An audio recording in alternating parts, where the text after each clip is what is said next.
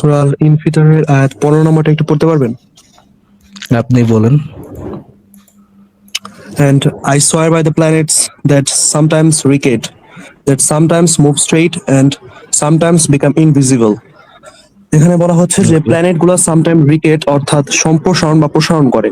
তো মহাবিশ্ব ওকে। প্রসারণ করে, আপনারা তো আপনাদের মতো তো কোরআন মিথ্যা, তাহলে 1400 বছর আগে এটা কিভাবে প্রমাণ হলো? আপনি এই আয়াতটা দ্বারা কি বুঝাইছে আপনি কিভাবে বুঝছেন? এই আয়াতের ব্যাখ্যাটা আপনি কিভাবে বুঝেছেন? জি, এই আয়াতের ব্যাখ্যাটা আপনি কোথা থেকে পড়েছেন বা কিভাবে বুঝেছেন? আমি নিজেই পড়ছি। আমি আসলে ক্লাস ওকে, 8-এ পড়ি তো তেমন একটা কোরআন নিয়ে পড়া হয় না আসলে। আমি ছোট থেকে কোরআন ওকে, মাঝে মাঝে মিনিংটা দেখতাম। আমার কাছে একটা ইংলিশ কোরআন আছে। তো তো এটা পড়ছিলাম আমি তখন আর কি, এটার মিনিংটা দেখলাম এমন। তো আচ্ছা। এটা জানার জন্য আমি আপনার আপনার কাছে আসলাম। আপনার কি আপনার কি তাফসীর সম্পর্কে কোনো আইডিয়া আছে? তাফসীর জিনিসটা কি? না, আমি আগেই বলেছি আমি ক্লাস 8-এ পড়ি। তো পড়াশোনার চাপও এখন একটা বেশি আছে, আর যদি না তফসির পড়ার থাকে মতো তাহলে সময় ভাই হয় না, কোরআন এত পড়া হয়। ডিটেইল বলা ডুড, ডুড যতটুকু বলতেছি অতটুকু রেসপন্স করলেই হবে। তাফসীর জিনিসটা হচ্ছে কোরআনের ব্যাখ্যা গ্রন্থ। কি গ্রন্থ? কোরআনের ব্যাখ্যা গ্রন্থ। কোরআনকে কিভাবে বুঝবেন আপনি?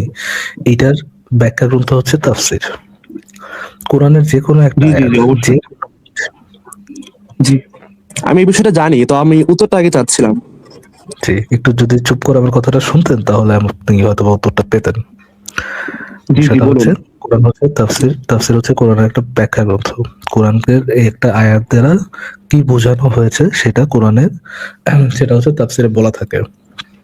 নাও আপনার যদি কোরআন থেকে আপনি কোনো একটা লাইন পড়ে কোনো কিছু একটা বুঝেন, এটা যেকোনো কিছু হইতে পারে।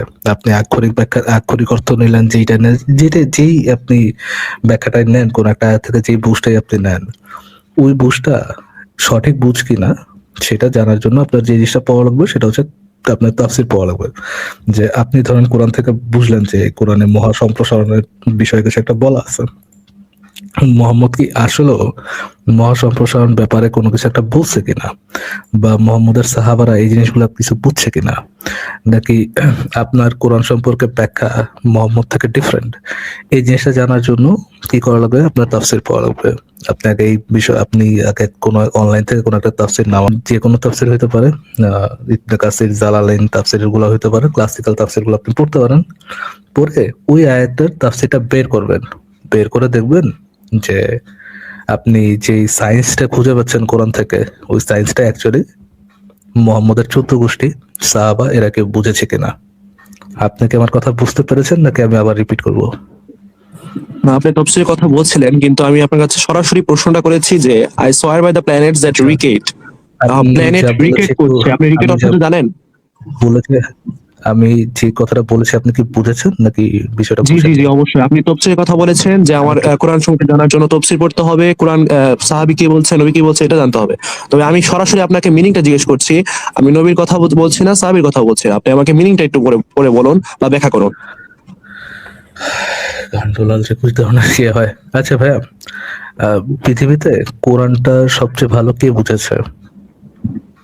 আম, আমার মতে কারোর বোঝার কথা না নবী ছাড়া, যেহেতু তার উপর নাজিল করা হয়েছে।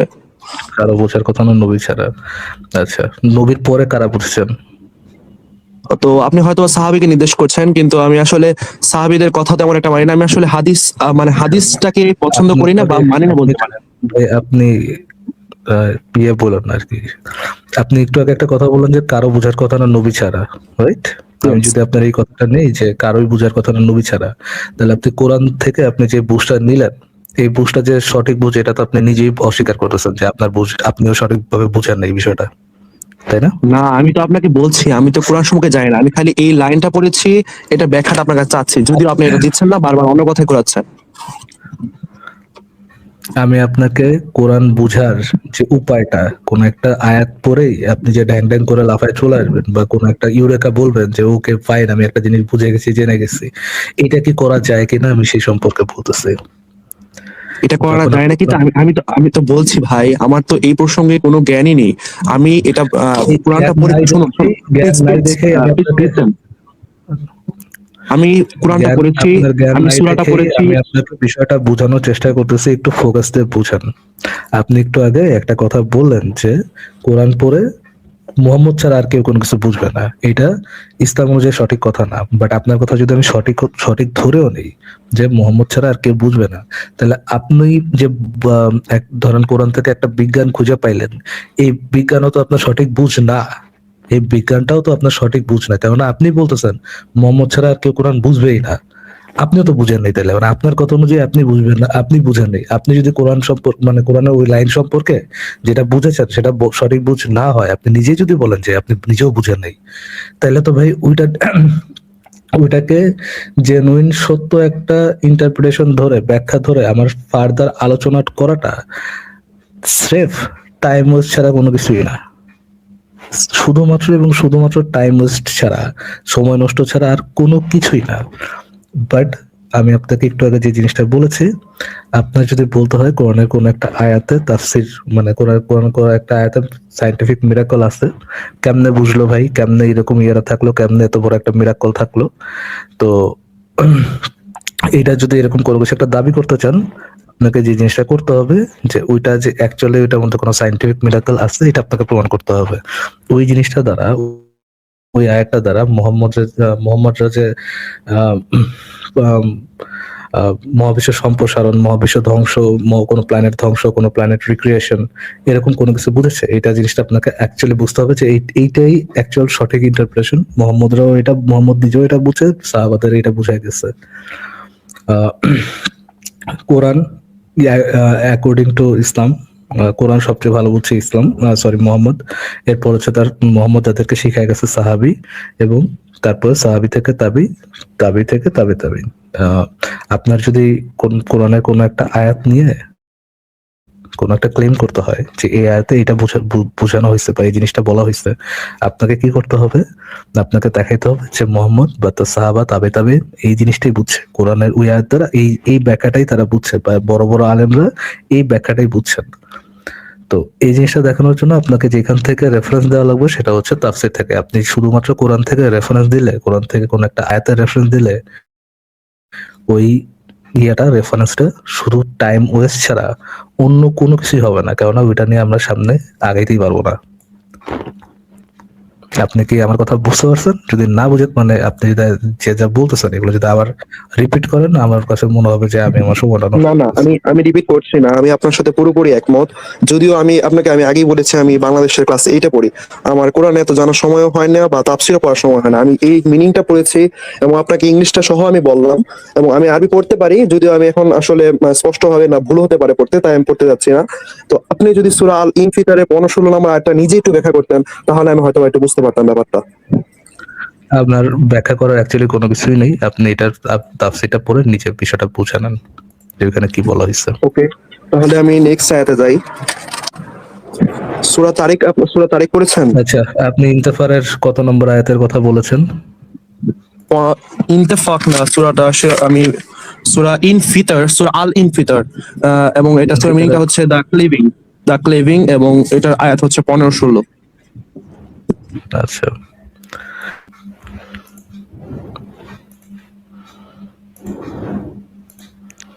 আচ্ছা, এইটা হচ্ছে 15 নম্বর আয়াত, 82 নম্বর সূরার 15 নম্বর আয়াত, দেখা যাচ্ছে? জি, দেখতে পাচ্ছি। আচ্ছা, এখানে 14 নম্বর আয়াত থেকে যদি আমরা যাই, আর নিশ্চয় অন্যায়কারীরা থাকবে প্রজ্বলিত আগুনে বা জাহান্নামে, তারপরে কি বলা, তারা সেখানে প্রবেশ করবে প্রতিদান দিবসে। ওকে, কর্মফলের দিন তাদেরকে ওখানে প্রবেশ করানো হবে। আর 16 নম্বর আয়াতে বলা হচ্ছে, আর তারা সেখান থেকে অনুপস্থিত থাকতে পারবে না, বা তারা সেখান থেকে কখনো উধাও হয়ে যেতে পারবে না। কি সায়েন্টিফিক মিরাকল পাইলেন ভাই এটার মধ্যে? ভাই আপনি কোনটা বের করছেন আমি বললাম, সূরা আল ইনফিতারের কথা বলেছি, এবং মক্কি সূরা 19 নম্বর আয়াত এবং রুকু আছে একটা, এই সূরাটা দেখেন। সূরা এখানে কি দেখা যাচ্ছে আল ইনফিতর? জি জি জি। 82 নম্বর সূরা, 82 নম্বর সূরার 15 নম্বর আয়াতের কথা বলছেন, তাই তো? আপনি পড়েন তো ভাই, 15 নম্বর আয়াতে কি বলা? আমি পড়বো, জি, আমার বই থেকে পড়বো, আমি তো কোরআনে একটা ইংলিশ কোরআনে বসছি, সেখান থেকে পড়বো। এখানে পড়েন স্ক্রিনে ভাই, আমি আপনি কোন বই থেকে কি আব্দুল্লাহ বলছেন সেটা তো আমি বুঝতে পারতেছি না, আপনি এখান থেকেই পড়েন, স্ক্রিনে দেখেন। তো এখানে সেখানে লেখা আছে তারা সেখানে প্রবেশ করবে প্রতিদান দিবসে, কর্মফলের দিন তারা তাতে প্রবেশ করবে। তারা কর্মফলের এখানে দিনে তাতে এখানে প্রবেশ তারা করবে। এখানে তারা বলতে কাদেরকে বোঝানো হচ্ছে আমি আপনাকে দেখাই দিই। নিশ্চয় অন্যায়কারীরা থাকবে প্রজ্বলিত আগুনে, যারা পাপী বা অন্যায়কারী তাদের কথা বলা হচ্ছে। তারা সেখানে জি জি। প্রবেশ করবে, মানে অন্যায়কারীরা জাহান্নামে প্রবেশ করবে প্রতিদান দিবসে বা আখিরাতে হচ্ছে তারা কোথায় প্রবেশ করবে, জাহান্নামে প্রবেশ করবে। জি। ওকে, তারপরে তারপরে আয়াতটা পড়েন। পরে বলা হয়েছে আর তারা সেখান থেকে অনুপস্থিত থাকতে পারবে না, তারা সেখানে কখনো উধাও হয়ে যেতে পারবে না, তারা ওটা থেকে অন্তরিত। প্লিজ ওয়েট, আমি সূরাটা বের করি একটু, আমার উল্টাপাল্টা লাগছে। বছর প্লাস জিলজাল ৩০০।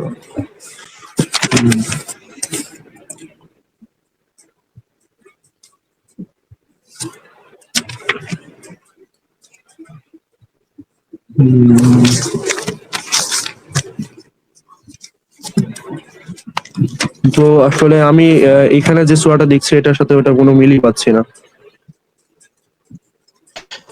আপনি এই যে সূরাটা সূরাটা দেখতেছেন সেই সূরাটার নাম্বারটা কত নম্বর সূরা? আমি একটা ইংলিশ কোরআন নিয়ে বসছি, সেটা সূরা আল ইনফিতার। এখন নাম্বারটা এখানে লেখা নাই, তবে এটা মিনিংটা হচ্ছে সূরা আল ইনফিতার মিনিংটা দেখে দেওয়া আছে দ্য ক্লেভিং, এবং এটার 19টা আয়াত আছে। আচ্ছা, আয়াতটা আপনি এইটাই তো সেই সূরাটা ভাই, আপনি তাহলে এটা আমি আমি আমি এখান থেকে একটু মিনিংটা পড়ি। I swear by the planets that sometimes recede, that sometimes move straight and sometimes become invisible. এটা আপনি এই অনুবাদ কোথায় পেয়েছেন? এটা মানে প্রকাশন, এটার নাম বলেন এটা তো। হচ্ছে সূরা আল কুরআনুল কারীম। এটা হচ্ছে Tarjuma e Shaikhul Hind, the English translation of Tarjuma e Shaikhul Hind. আচ্ছা, আপনার কি ইন্টারনেট তো চলে তাই না? জি জি জি। Quran.com নামক ওয়েবসাইটটা তো নাম শুনেছেন নাকি? জি জি শুনেছি। Quran.com একটু আরেকটা ট্যাবে ঢুকে একটু 82 নম্বর সূরার 14-15 নম্বর আয়াতে চলে যান, আপনি নিজেই দেখেন যে এখানে কি আছে। Quran.com, তারপরে 82 নম্বর সূরা। আপনি আপনি চাইলে আমি স্ক্রিনে বের করতে পারি। জি, আমি আসলে এই বিষয়টাতে I তেমন swear একটা by দক্ষ the না, তো তাই planet. বের করতে পারছি না। তাহলে আরেকটা আয়াত সম্পর্কে একটু জিজ্ঞাসা করতে চাই। না, এটা সেটা শেষ হচ্ছে না হওয়া পর্যন্ত, এটা শেষ না হওয়া পর্যন্ত আমরা আরেকটা আয়াতে যেতে পারবো না ভাই। আপনি আগে এটা একটু ক্লিয়ার করেন আমাদেরকে, যে আপনি যেটা আমি খুঁজতেছেন, আপনি নাম যেই সূরা বলেছেন আমরা ফারাজ ভাই সেটাই বের করেছে, তারপর আপনি বলছেন যে এখানে ভিন্ন, তাহলে তো আপনি বের করে দেখান আমাদেরকে। না আমি Quran.com আমি আপনি আপনার আরেকটা ট্যাবে খুলে আমাদেরকে একটু দেখান।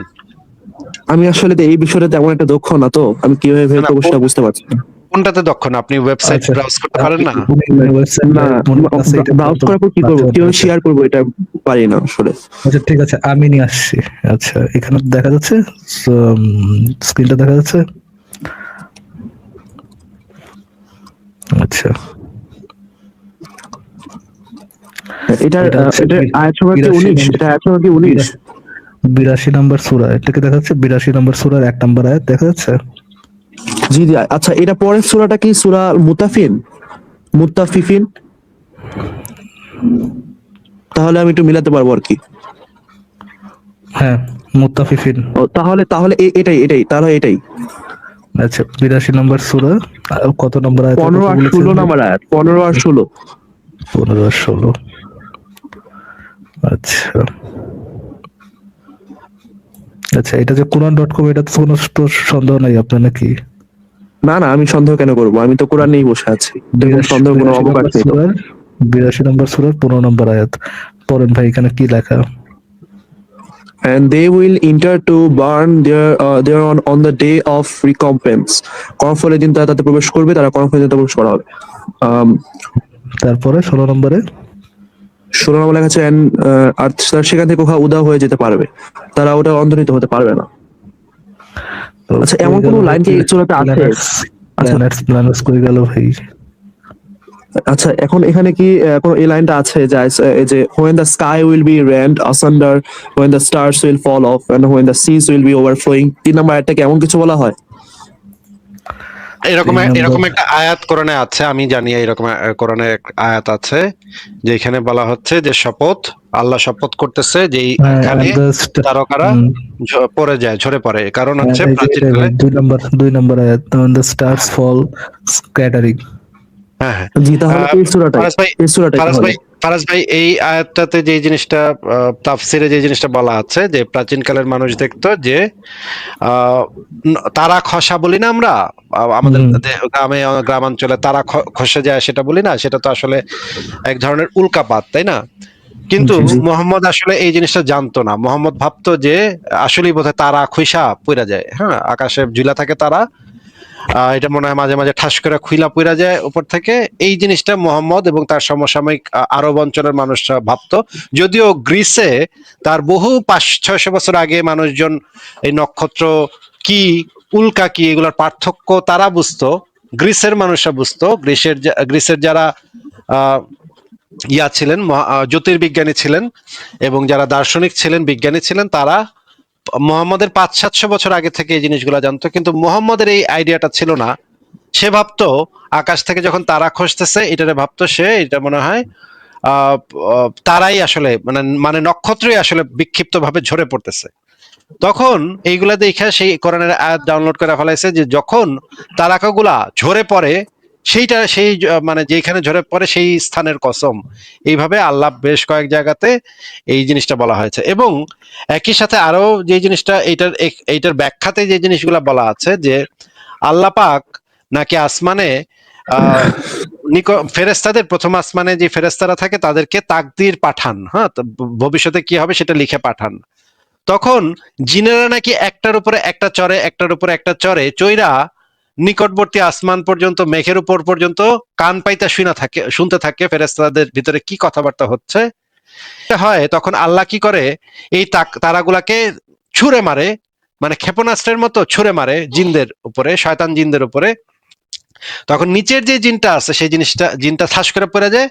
তখন পুরা যে লম্বা লাইন ধরে যে তারা একটার উপর আরেকটা উঠছিল, সেগুলো সব করে ধাম ধাম করে নিচে পড়ে যায়। এই আয়াতে সেই জিনিসটাই বলা হয়েছে। আমি যে জিনিসটা বললাম সেই জিনিসটা একটু এক্ষুনি আমি প্রমাণ করে দিব। আমি কোরআন, হাদিস, তাফসির সব কিছু থেকে এই জিনিসটা একটু পরে প্রমাণ করে দিব। আপনি একটু আমাদেরকে আগে একটু দেখান যে দুটি প্রশ্ন নামে যিনি যুক্ত হয়েছেন, আপনি এই আয়াত পরে কি বুঝেছেন বা আপনি ওই ব্যাখ্যাটা কোথায় পেয়েছেন সেটা একটু আমাদেরকে বলেন। আচ্ছা, আপনারা কি জাকারিয়া কামাল নামে কাউকে চিনেন? একটা ওই যে সিগারেট খায় যে একটা লোক, মানে একটু পাগলা টাইপের। জি জি জি, আমি আসলে ওনার ভিডিওগুলো দেখতাম এবং খুব দারুণ ভাবে তার ভিডিও দেখে ইনফ্লুয়েন্স আচ্ছা, হয়েছিলাম। আচ্ছা, উনি তো তো কোনো একটা ইসলামের, ভিডিওতে আমি, উনি এক সেকেন্ড, উনি তো কোনো ইসলামের স্কলার না, তো ওনার জি জি জি, একটু অবশ্যই। পাগল। আচ্ছা ভাই, আপনি অ্যাকচুয়ালি তার নামও জানেন? আমি মানে ওই যে মারা যাওয়ার পরে আমি দেখলাম যে ফেসবুকে ও কয়েকজন মারা গেছেন? লেখালেখি, আচ্ছা আচ্ছা আচ্ছা হ্যাঁ, আচ্ছা আচ্ছা। মারা যাওয়ার পরে কয়েকজন লেখালেখি করছে, তখন আমি এই না, ফারাজ ভাই, এই লোক আমার সাথে বিতর্ক করার জন্য অনেকদিন পিছনে পিছনে ঘুরছে, হ্যাঁ, আমার সাথে নাকি বিতর্ক করবে সে। সে হচ্ছে ওই যে ফেস দ্য পিপল পেজের সাগর ভাই, সাগর সাহেব, ওনার সাথে যোগাযোগ করছে যে আমি সে নাকি আমার সাথে বিতর্ক করতে চায়। And সাগর এসে আমারে বলতেছে যে আপনার সাথে একজন ব্রিগেডিয়ার আছে জাকারিয়া কামাল, উনি বিতর্ক করতে চায়। আমি বলি এই লোক আবার কে, আমি তো উনি চিনিও না, ব্রিগেডিয়ার নামও না, শুনি। সরি, উনি ব্রিগেডিয়ার ছিলেন না, উনি কর্নেল ছিলেন। আচ্ছা, কি ছিলেন আমি তো জানি না ভাই, আমাকে সাগর সাহেব যেটা বলছে আমি আপনাকে সেটা, আপনাদেরকে সেটা বলতেছি। আর আমাকে ব্রিগেডিয়ার বলছে, আমি আপনাদেরকে ব্রিগেডিয়ার বলতেছি। আমি তো জানি না যে উনি কর্নেল না ব্রিগেডিয়ার না মেজর, কিছুই আমি জানি না। এখন ওই যে সাগর সাহেব আমাকে বলতেছে ব্রিগেডিয়ার, উনি একজন ব্রিগেডিয়ার এটা বলতেছে, এবং বলতেছে আপনার সাথে আপনার সাথে বিতর্ক করতে চায়। আর আমি বললাম যে আমি তো চিনিও না, নামও শুনিনি জীবনে। আচ্ছা ঠিক আছে, আমি একটু খুঁজে দেখি। তখন আমি প্রথম তার একটা খুঁজে দেখলাম, দেখি ফেসবুকে, ইউটিউবে সে ভিডিও বানায়, বিড়ি খায় আর কি কি জানি বলে। হ্যাঁ, একদিন শুনতে গিয়া আমি বলি যে এই পাগল, মানে পাগলাগারদ থেকে সারা পাইলো কেমনে? এই লোক পাগলাগারদে থাকার কথা, এই লোক পাগলাগারদ থেকে কেমনে সারা পাইলো, এই জিনিসটা আমি বুঝলাম না। অনেকক্ষণ মাথা চুলকাইলাম, আমি কিছু বুঝলাম না যে এরে পাগলাগারদ থেকে ছাড়ছে কে, সেই ডাক্তারে মানে জেলে ভরা উচিত। এরপরে আমি বলছি সাগর সাহেবকে যে এই লোক তো পুরাই পাগল, এই লোকের সাথে আমি কি বিতর্ক করব, এর সাথে বিতর্ক করতে গেলে মানিজ্জত যাবে, মানিজ্জত মারা যাবে। তারপরে আমি তাকে রিফিউজ করছি, আমি বলছি কোন আলেম আসলে তখন তাদের সাথে আমি বিতর্ক করতে পারি। এই লোক পরে ওই একটা ভিডিও তখন দেখছিলাম, পরে আমি দেখলাম যে ভদ্রলোক মারা গেছে। এখন যেহেতু মারা গেছে সেহেতু তার সম্পর্কে আর কথা বলার দরকার নেই আমাদের। কিন্তু লোকটা একটু মানসিক সমস্যা, যেটা আমি ভিডিও দেখে যেটা বুঝছি যে মানসিক সমস্যা ভালোই ছিল। এবং পরে আমি তার মৃত্যুর পরে কয়েকটা 2-3টা ভিডিও আবার একটু ঘুরে দেখলাম যে আসলে লোকটা কি বলতো শুনি তো। পরে দেখলাম যে আসলেই লোকটার মাথা পুরাই গেছিল। হ্যাঁ, হয়তো একা একা থাকতো, মানে নিঃসঙ্গ জীবনযাপন করতো, এই জন্য পুরাই মাথাটা আওলায় গেছে। And সে কোরআনের কি কি থেকে কি কি বানাইতো, কোত্থেকে কি বানাইতো ভাই, কিসের সাথে কি মিলাইতো, এটার কোনো আগাও নাই, এটার কোনো মাথাও নাই, কিছু নাই। সে মানে ক্লাসিক্যাল যে তাফসির গুলা সেগুলা সম্পর্কে সে কিছুই জানে না। মানে ইবনে কাসির, তাবারি, তারপরে আমি কি একটু কথা কুরতুবী। বলতে পারবো? আমি এখন কথা বলতেছি ভাই, একটু ধৈর্য ধরে শুনেন। সে জীবনে কোনোদিন এই তাফসির টুফসির কিছু পড়ে নাই জীবনে। হ্যাঁ, সে হচ্ছে কোরআন হয়তো ইংরেজিতে পড়ছে, ইংরেজিতে পড়া তার কাছে মনে হয়েছে যে এখন তো এটা সত্য প্রমাণ করার লাগবে, কোনোভাবে তেনাতোনা পেঁচায় এটার সাথে কোনোটার সাথে কোনোটা মিলাই দিতেছে, এবং সেটা যাচ্ছে তাই ভাবে, কোনো আগা নাই মাথা নেই। যে দেখা যাচ্ছে মোহাম্মদ বলছে এক কথা, সে কইছে পুরো উল্টা কথা। এই জাকারিয়া কামাল কইছে মোহাম্মদের পুরো অপোজিট কথা। এখন কোরআনের ব্যাখ্যা হিসেবে আমরা কি মানে বাংলাদেশের একটা লোক, যে লোক আরবি সম্পর্কে কিছুই জানে না, তার থেকে ব্যাখ্যা নিব নাকি মোহাম্মদের থেকে ব্যাখ্যা নিব? অবশ্যই মোহাম্মদের থেকে ব্যাখ্যা নিব। এইগুলার আসলে মানে এইগুলা নিয়ে কথাবার্তা বলাটা অর্থহীন এবং সময় নষ্ট। হ্যাঁ, দুটি প্রশ্ন ভাই, আপনি কি বলতে চান বলেন। আচ্ছা, উনি ওনার কথাটাই বলছিলাম, যেটা উনি একটা ভিডিওতে বলছিলেন যে আসলে তিনি হাদিসকে অনুসরণ করেন না, কারণ মহানবী সাল্লাল্লাহু আলাইহি সাল্লাম নাকি হাদিসকে পুড়িয়ে গিয়েছিলেন। এবং এটার এগুলো ভুল আগে কথা, আমি এগুলো একটু ভুল শেষ কথা করি। ভাই। না, এগুলো ভুল আচ্ছা, কথা আমি একটু তো, বলি। এগুলো ভুল বললে আমি শেষ করবেন কিভাবে, ভুল বললে শেষ করবেন কিভাবে, এগুলো তো না, ভুলভাল ঠিক কথা। আছে, ঠিক আছে। এই লোক ঠিক ইসলাম আছে, সম্পর্কে কিছু জানে না। এক সেকেন্ড, এক জি সেকেন্ড। জি জি এই লোক জি ইসলাম জি জি। সম্পর্কে কিছু জানে না, মাত্র কোনো আইডিয়া নাই। ইসলাম সম্পর্কে বিন্দু মাত্র কোনো জ্ঞান নাই, কোনো আইডিয়া নেই, এই জন্য যাদের এটা নাই তারাই কথা বলে।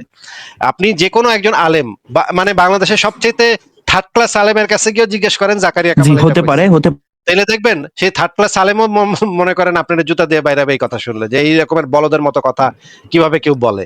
হ্যাঁ, এটা হচ্ছে একেবারে মানে খাস বলদের মতো কথা, কারণ এই লোকের কোনো জ্ঞান নেই দেখে এই কথা বলছে সে। আপনি যেটা বলতেছেন মোহাম্মদ পুরায় জি ফেলতে বলছে, হাদিস পুরায় ফেলতে বলছে, আপনিও আসলে কিছু জানেন না ইসলাম সম্পর্কে, এইটাই প্রমাণ হয়। আপনি যদি সেটা জি নিয়ে জি, আলোচনা সত্য, করতে এটা চান, এটা সত্য। আপনি যদি আমি সেটা নিয়ে আলোচনা আমি করতে চান, আসলে আপনি যদি সেটা নিয়ে আলোচনা করতে চান যে মোহাম্মদ পুরায় ফেলতে বলছে কি বলে নাই, তাহলে আলাদাভাবে সেই প্রশ্ন উত্থাপন করেন, আমি সেটা নিয়ে জি, আলোচনা করতে পারি ইনশাল্লাহ। এবং সেইটার রেফারেন্স গুলো আমি আপনাকে দেখাতে পারি, যেগুলা জি বিভিন্ন জায়গাতে বর্ণনা করা আছে। সবচেয়ে অথেন্টিক রেফারেন্স গুলাই আমি বের করে আপনাকে দেখাবো। কিন্তু আমি আগেই বলে দিচ্ছি, এগুলো হচ্ছে নিরেট গাধামি। এগুলা আসলে আলোচনার যোগ্য না। এই সমস্ত আর্গুমেন্ট, এই সমস্ত কথা, এগুলা আলোচনার টেবিলে আসারও যোগ্য না। এগুলা টঙের দোকানে গিয়ে আপনি বলতে পারেন, এলাকার যে মানে চা বিড়ির দোকান আছে ওইখানে গিয়া কয়েকটা রিক্সাওয়ালা, মুদির দোকানদার, এদের সাথে গিয়ে এগুলো বলতে পারেন। তারা এগুলা হয়তো মানে আপনাকে খুব বাহবা দিবে, ওয়াও ফ্যান্টাস্টিক কইছে তো, আমাকে ওস্তাদে তো দারুণ কইছে। কিন্তু ভাই এটা কোনো একাডেমিক আলোচনাতে আসারই যোগ্য না এই সমস্ত কথাবার্তা। জি জি, আমি আপনার কথার সাথে পুরোপুরি সহমত। এবং আপনি যেটা বলেছেন যে আসলে আমার ইসলাম সম্পর্কে জ্ঞান নাই, ওইটা আমি পুরোপুরি সত্য, কারণ আমি ক্লাস 8-এ পড়ি। বুঝতে পারছেন, আমি অনেক বেশি ছোট, ইসলাম সম্পর্কে তেমন একটা জানি না। তবে কিছু কিছু জিনিসপত্র আমি পড়ছিলাম, এবং তার ভিডিওগুলো যখন আসলো তখন কয়েকটা আমি দেখলাম। এরপরে হচ্ছে আমার ক্লাস 8-এর যে ধর্ম বইটা, সেখানে ওমর বিন আব্দুল আজিজ নামক একজন ব্যক্তির কথা বলা হয়েছে। তো সেখানে একটা লাইন ছিল যে হাদিসগুলো যখন মানে হারাতে শুরু করে, তখন ওমর বিন আব্দুল আজিজ এগুলো আবার সংকলন শুরু করেন। তখন আমার মনে একটা প্রশ্ন আসলো যে আসলে হাদিস কেন হারাবে? মহানবী সাল্লাল্লাহু আলাইহি সাল্লাম যদি সেটা বলে যান, তাহলে সেটা তো সেই সময় থেকে সংরক্ষণ করার কথা। তো তখন আবার ওমর বিন আব্দুল আজিজ কেন আবার সেগুলো সংরক্ষণ করা শুরু করবে, তাও মহানবী সাল্লাল্লাহু আলাইহি ওয়াসাল্লামের মৃত্যুর কয়েক বছর পর? তো এই প্রশ্নটা উত্থান হওয়ার পরই মনে হয় আমি সার্চ দিয়েছিলাম, তখন জাকারিয়া আমার ভিডিওটা আসে, তখন তিনি বললেন যে যে আসলে হাদিসগুলা মহানবী সাল্লাল্লাহু আলাইহি ওয়াসাল্লাম নিজেই বলে পুড়িয়ে গেছেন, কারণ এগুলো নাকি কোরআনের সাথে সাংঘর্ষিক হতে পারে বেশ কিছু ক্ষেত্রে।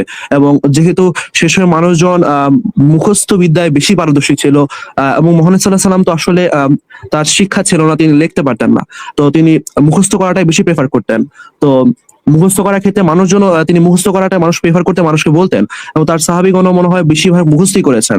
তো মুখস্থ করার ক্ষেত্রে দুইটা সাংঘর্ষিক হতে পারে, বা হাদিস এবং কোরআনটা মিলে যেতে পারে, এই এই এই এটার আশঙ্কা মহানবী সাল্লাল্লাহু আলাইহি ওয়াসাল্লাম করেছিলেন। এবং তিনি মৃত্যুর পূর্বে নাকি হাদিসগুলো পুড়িয়ে যান, এবং পুড়িয়ে যাওয়ার পরে হয়তো আচ্ছা, বা যে ওমর বিন আব্দুল আজিজের সময়। মৃত্যুর পূর্বে তিনি হাদিসগুলো পুড়িয়ে যান, এই তথ্যটা কি আপনি না আমাদেরকে না না, রেফারেন্স সহকারে? না একটু আমি তো কথাটা এটা শুনেন ভাই, কথাটা একটু শোনেন জি ভাই, জি জি। কথাটা একটু শোনেন। মৃত্যুর আগে মোহাম্মদ হাদিসগুলো পুড়িয়ে যান, জাস্ট এই কথাটা যদি আপনি কোনো অথেন্টিক রেফারেন্স থেকে আমাকে বের করে দেখাতে পারেন, তাহলে আপনার সমস্ত বক্তব্য, আগের যে বক্তব্য বলছেন, পরের যে বক্তব্য এখনো বলেন নাই, সব বক্তব্য আমি মেনে নিব। দেন। না, আমি তো আপনার সাথে বলছি ভাই, আমার তো সেরকম জ্ঞান নেই। আমি ক্লাস 8-এ পড়ি, এটা আমি বারবারই বলছি। তো আমি আপনি তো এটা একটা নলেজ নলেজ ক্লেম তো করছেন ভাই, যদি না, জ্ঞান নলেজ না ক্লেমটা আমি থাকে। কিভাবে করছি? আমি জাকারিয়া কামালের ভিডিওটা দেখেছিলাম, তো সেই বিষয়ে আপনাকে প্রশ্ন করছিলাম যে আসলে এই বিষয়টা কতটা সত্য হতে পারে। আর আচ্ছা, যদি তাহলে আপনি হাদিসগুলো তাহলে আপনি হাদিস এমন ভাবে বলেন, কথাগুলো কিন্তু নলেজ ক্লেমের মতো বোঝা মনে হচ্ছে। আপনার যে টোন, সে টোন থেকে মনে হচ্ছে যে আপনি জানেন এই বিষয়ে, আপনি এই বিষয়ে বক্তব্যটা দিচ্ছেন। কিন্তু টোনটা কিন্তু এরকম না যে আপনি জানতে চাচ্ছেন যে এটা সত্য কি সত্য না সেটা জানতে চাচ্ছেন, সেটা কিন্তু আপনার টোন থেকে বোঝা যাচ্ছে না। টোনে কিন্তু বোঝা আহ, যায় যে আপনি কি জানতে চাচ্ছেন বা এটা সত্যতা জানতে চাচ্ছেন, নাকি আপনি এটা সম্পর্কে জানেন, সেই নলেজটা ক্লেম করছেন যে এটা এরকম হয়েছে। এই দুটার জি পার্থক্য জি আছে তো, তাই না ভাই? জি জি, হয়তো বা আমার টোন কিভাবে বলেছে আমি আসলে নিজে বুঝি না। আমি তেমন ভাবে গুছিয়ে কথা বলতে পারি কিনা সেই বিষয়ে আমার কোনো ধারণা নাই। এর জন্য আমি জিজ্ঞেস করছিলাম যে আসলে আসলে হাদিস পুরানো হয়েছিল কিনা, বা সেগুলো আচ্ছা, কোরআনের সাথে সাংঘর্ষিক হয়েছিল কিনা সেই সময়। আচ্ছা, আপনাকে আমি বলে দিচ্ছি যে প্রথম যুগে, মোহাম্মদের সময় যখন প্রথম যুগ ছিল, সেই সময় কোরআনকে শুধুমাত্র লিখিত আকারে লেখা হইতো, কারণ মানুষজন ছিল কম, মোহাম্মদের সাহাবী ছিল কম। তখন শুধু কোরআনে ওহী লেখক ছিল। ওহীগুলা যেগুলা আসতো, মোহাম্মদ যে যে সোকল্ড ওহী, সেগুলা মোহাম্মদ কিছু লোক রাখছিল সেগুলো লিখে রাখতে। তখন সেই লোকেরাই আবার তার হাদিসগুলাও লেখা শুরু করে দিছিল। তখন মোহাম্মদ তখন তাদেরকে বলছে, তোমরা কোরআনের সাথে সাথে হাদিসও লিখো না, তাইলে বোঝা যাবে না যে কোনটা হাদিস আর কোনটা কোরআন, এই দুইটা মিলা যাবে, হ্যাঁ, এই দুইটা মিক্স হয়ে যাবে। জি কারণ কারণ হচ্ছে কোরআনের ভার্সও যেরকম, হাদিসের ভার্সও একই রকম, কাছাকাছি, হ্যাঁ। জি জি জি।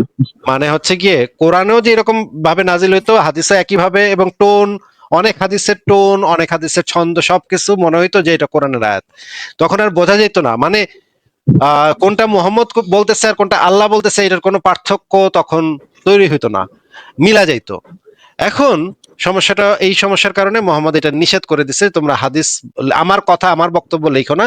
যেটা আমি বলবো যে এটা কোরআনের আয়াত, শুধুমাত্র সেটা লিখবা, আর যেটা আমি বলবো না সেটা তোমরা লিখবা না।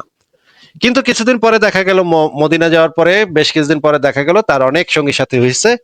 তখন মোহাম্মদ দুইটা গ্রুপ তৈরি করলো। একটা গ্রুপের দায়িত্ব হইলো কোরআনকে লিপিবদ্ধ করা, আরেকটা গ্রুপের দায়িত্ব হইলো হাদিসকে লিপিবদ্ধ করা। এবং মোহাম্মদের যে সবচাইতে ঘনিষ্ঠ যে কয়েকজন ব্যক্তি ছিল, তাদের ভিতরে একজন হচ্ছে আনাস বিন মালিক, হ্যাঁ।